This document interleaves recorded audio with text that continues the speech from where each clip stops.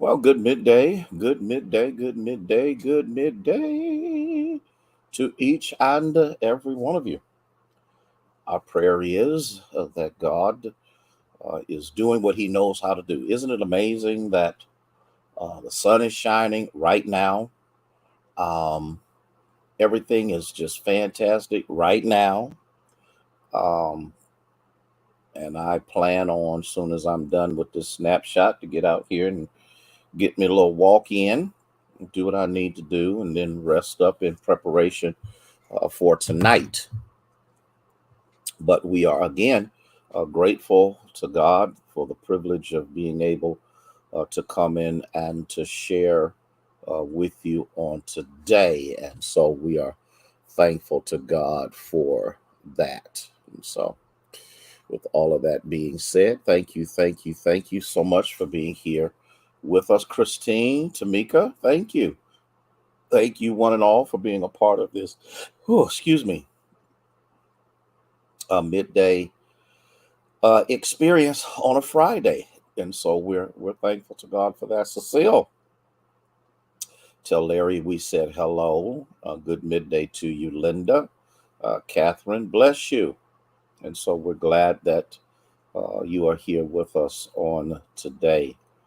Please share if you don't mind. Please share. That would be absolutely just everything we need it to be, and then some. Jay, thank you for being here.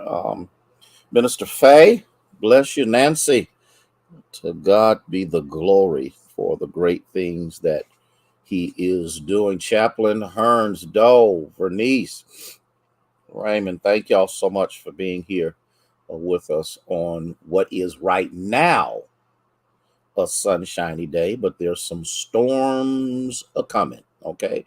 Sharon, bless you. Carolyn, thank the Lord for those of you who are here with us on today.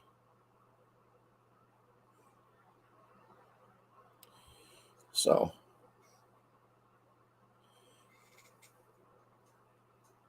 oh, that's wants to know what fascinating. Let me do this real quick. Okay. So we're glad to have you. All right.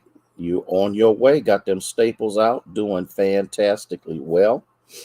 And retro. Sandra, thank you for being here with us. And we're just grateful to God for you. Got a couple of minutes here, then I'm going to go ahead and get started. I just want to see who somebody is real quick.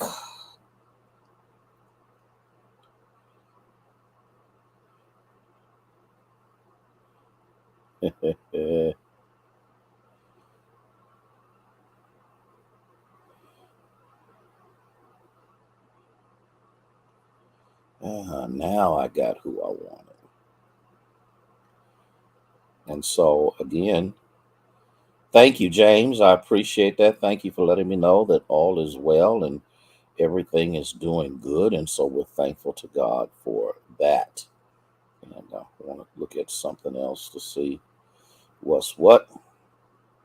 And again, thank you so much, Sylvia Scott, Lady Bowling, Gaither. Thank you so much for being here with us on today. This is a great day so far, but it is going to change later. It is going to change. And so we want you to be ready for some thunderstorms that will be coming through a little bit later on this evening. All right, I got 1 minute and I'm going to go ahead and get going here. Minister Sarah, bless you for being here. Please share, please share, please share, please share, please share. Um, and we'll go from there. And let's see what the Lord has to say. Lynn, how you be? How you be? And oh, Denise, I didn't even see you. Good to have you. Good to have you. And if I missed anybody, we're glad you're here on this day. So, I want us to think about something. Ethel, thank you so much for being with us. I want us to think about trying to figure out the best way to uh, segue into what I'm going to be talking about today. I'm trying to think of the best thing. Do you understand sheepology? What exactly is sheepology? Well, you have to understand that sheep are not very bright. Um, yeah, a change is coming. They're overwhelmingly docile. They're not antagonist. They're not antagonistic. They're not aggressive, but they are tranquil. They are unassuming. So when you talk about sheepology, you have to also recognize that they don't pay that much attention to their environment. That's right, the sheepology. They don't pay much attention to their environment at all. They basically do nothing but eat. They graze. Minister Marcia, they do all of those things without paying any attention to what they are doing, where they are going, and what are the consequences involved in their grazing. Lavonda, bless you. Winnie, thank you for being here. I want us to think about, I call it sheepology. And the reason I call it that is because it kind of helps us to recognize what Jesus says about us. Ah, oh my God, I'm gonna get in trouble for this one. I'm gonna get in trouble. I'm gonna get in trouble. I'm gonna get in trouble, but I'm gonna share it because Matthew chapter 18, starting at the 10th verse, is very powerful because you gotta be careful how you deal with God's sheep. Now, I just gave you an explanation of what a sheep is because there's a major difference between a sheep and a goat. I've watched a couple of videos, and there's a couple of them even out there on YouTube or even Facebook where either the behavior of a goat, Ayana, bless you, is aggressive. The behavior of a goat is antagonistic. I remember this one, and it had to be in Mexico, where this goat literally attacked people with no reservation, with no hesitation, and had no fear in inflicting wounds into them. I've watched two goats go at it where they butt each other head to head, and no matter how delirious they got, they continued to do it because it's just a part of their nature to be ridiculously aggressive. Okay. And so Jesus says, be careful how you deal with these little ones, for I say to you, in heaven, our angels will always see the face of our Father who is in heaven, for the Son of Man has come to save that which is lost. So here's what we have to see. And this is brought up, I think, in the book of Daniel. I'm not exactly sure. I look, matter of fact, I want to make sure that I'm not really saying the wrong thing, but it has been taught in the Old Testament that it is Daniel chapter 10, verse 13. It has been taught that God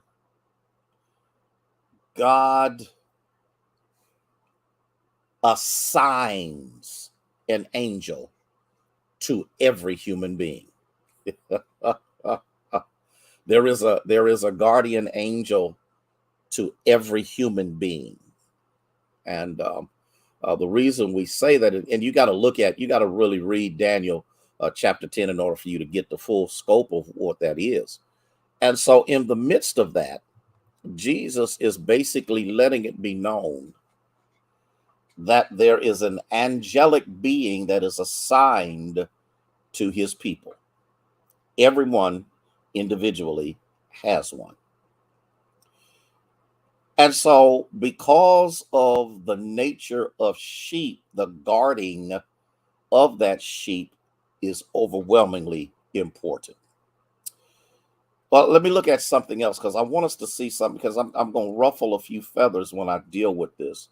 But I'm going to deal with this. It's what do you think if a man has 100 sheep and one of them goes astray? Does he not leave the 99 and go into the mountains to seek the one that is straying? And if he should find him, assuredly, I say to you, he rejoices over that sheep. He rejoices more over that sheep than the 99 that have not gone astray. Even so, it is, will not the will of your Father who is in heaven that one of these little ones should perish? Laverne, bless you for being here. I want us to, the first question, my question I have is, are you lost and you don't even know it? My first question is, are you lost and you don't even know it? I'm going to deal with this text because this is the text that is used to beat a pastor up about not seeing about quote unquote renegade or disgruntled members. This is what's used. This is thrown up in our faces over and over again, and we're not good pastors if we don't go chasing sheep and all of that, because the Bible said they don't even know where it is. But the Bible says if a man has 100 sheep and one of them goes astray. Now, I looked at this. I looked at this in the Greek so that I could understand exactly what Jesus is saying.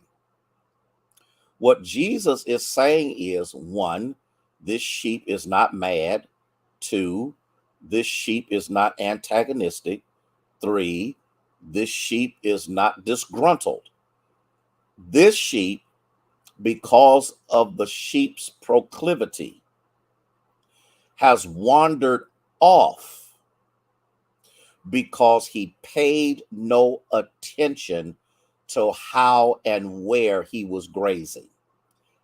Gotta get us to see this so we can understand this. The 99 all stay together, but there is always one sheep that goes and nibbles and eats. And because of what they are eating, they stray off away from the herd that is still following. Rhonda, bless you for being here. Following the direction of the shepherd. Because you got to remember, the shepherd is in front of the sheep. And in the midst of doing so, sheep hear his voice. They know his patterns. They even know his scent. And that's how sheep don't mix up shepherds. Lord, have mercy. Help me to teach this. Hey, Mary, how are you? Sheep don't mix up shepherds. Sheep understand who their shepherd is because of his voice, because of his demeanor, and they understand and smell his scent. Because each human being has their own scent. And I'm not talking about when they don't take a bath. Every human being has a scent. And so while the rest of them are moving together, this one, because they are paying absolutely no attention, they're grazing. That's what they're doing. They're eating. They are eating. And in the midst of their eating, they stray. And you got to look at something, because many of us don't even understand, when does the shepherd know that the sheep is missing? Oh, the shepherd does not know that the sheep is missing until the shepherd has corralled all of the sheep in a safe place that is high enough to keep the sheep from predators when the sun goes down. Lord, Lord, am I teaching this? I'm trying to get you to understand this. So the shepherd, okay, and there is a difference between a shepherd and a hireling. The shepherd, because he knows that their predators come out at night, place the sheep in an area that is fairly safe from predators, and then sits himself in a position to watch them all night because there's more than one shepherd. And the shepherds watch and take shifts of watching the sheep so that if a predator comes, the position the shepherd is in, he can notice that something's coming after the sheep. Okay. Hey, LMA, how you doing, dear?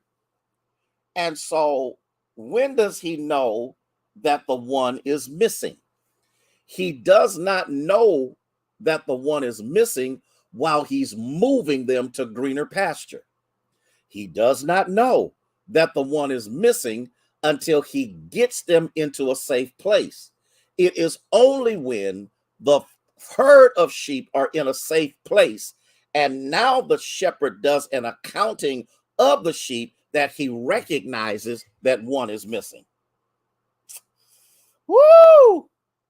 And so he purchased himself in a position whereby he could look over the valley that they have just come through to see if he can spot that sheep before the sun goes down. Because once the sun goes down, the shepherd can no longer spot the sheep, because unless it is a well-lit moon night, a well-lit night where the moon is full, he will not be able to see that sheep. So why does he rejoice? He rejoices because, one, he spots them. He rejoices because he has time to get them. He rejoices because he's able to bring the one back before the predator shows up. Now, y'all gotta catch that. That's sheepology. And so what you have to understand, God does not hold me accountable for goats. He holds me accountable for sheep.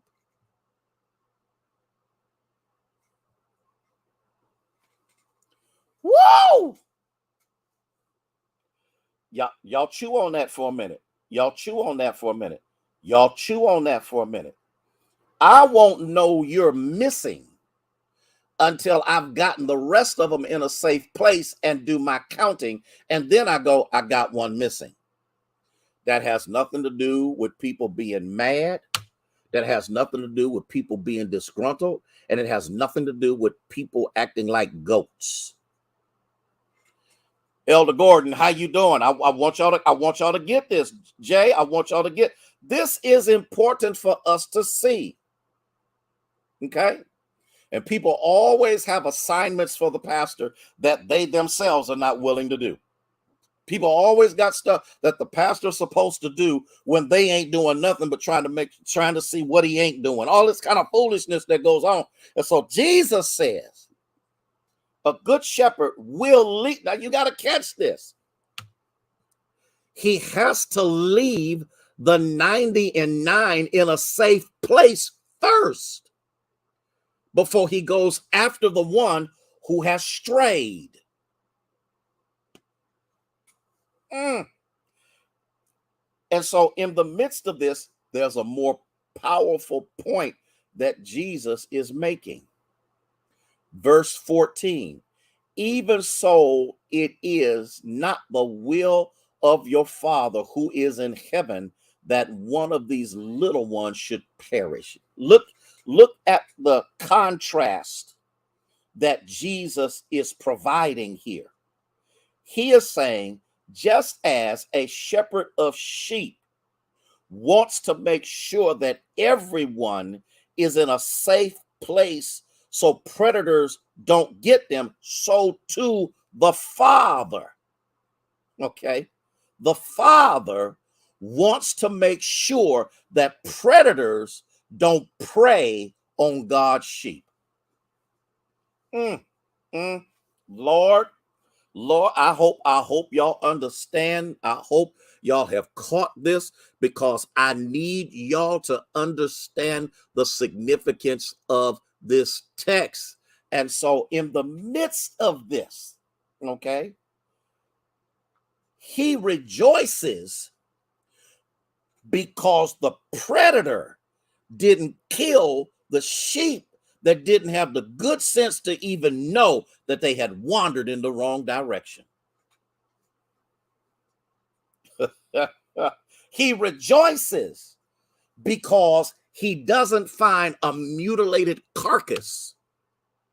He rejoices because, and the sheep still don't know that he got found, because his only purpose is reproduction. Now, I know I messed y'all up when I said that. A sheep's purpose is two things: food and wool.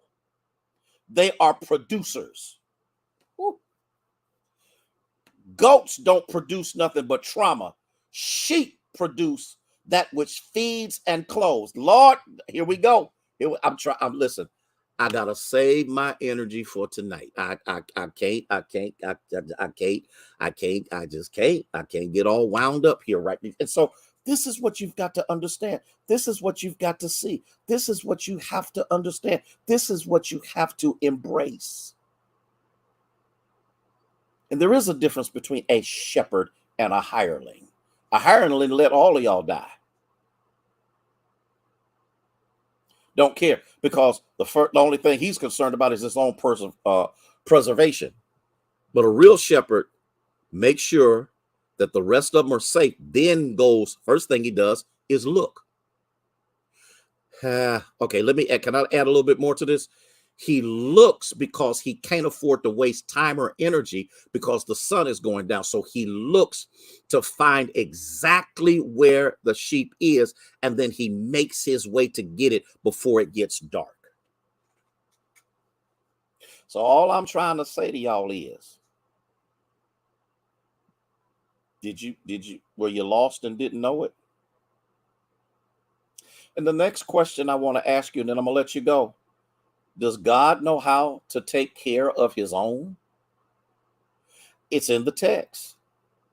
It is God's desire that not one perish. It is God's desire that not one perishes. Now, I'm gonna say something, and I think this is the shout. If it is God's desire that not one perish, why are you worried about someone perishing when it is not God's desire, and anything according to God's will comes to pass?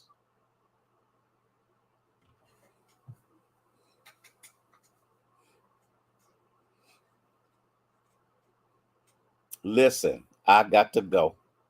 I done kept y'all too long. Meet me at Greater Friendship Baptist Church tonight, 6:30. If you can't be there in person, they will be streaming it live. I'm even thinking about seeing if I can just stream it on my phone as well. I don't know exactly what I'm going to do just yet. I want you to pray for me as we go to celebrate Pastor Bowie's 13th pastoral anniversary at the Greater Friendship Baptist Church. And so we're looking forward to being with our son in the ministry as we celebrate the great things that God is still doing in his life. Y'all have a fantastic weekend. Don't forget about tomorrow. We're going to celebrate the life of Elder Joyce Bowdry. It's going to be kind of full, so we need to be mindful of that, and then we will be streaming it. and we're going to stream it, I think, on my page, Union's page. It'll be on YouTube, and it'll be on Union's website. We're not going to put it on OBSC's page. I might not even put it on my page. I might just have Union. I might just have it all Union, and then, just go from there. And we'll see what the Lord does in the morning. So, y'all have a blessed weekend. Enjoy it. Listen, if you don't do nothing else but stick your head out the window, go out the door, get out there in some of this refreshing sunshine and warmth, because a change is coming tonight. May God bless you. May He keep you. Is our love you with the love of Jesus Christ is our prayer. Bless you. I thank you so much for being here with us.